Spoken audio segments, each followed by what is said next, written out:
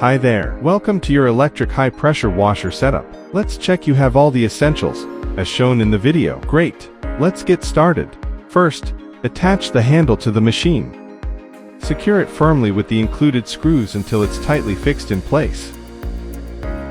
Next, attach the 3 holders, one for the foam tank,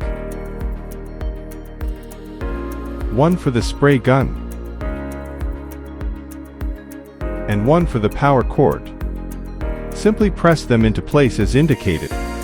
Now assemble the high pressure gun. Align the bayonet lance with the gun handle. Twist counterclockwise to lock it. Repeat for the second lance and nozzle. Pro tip: rotate the nozzle to adjust spray patterns.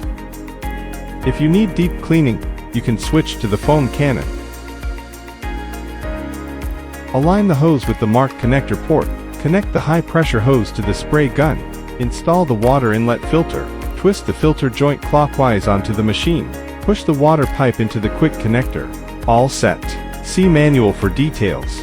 Thanks for choosing PowerSmart.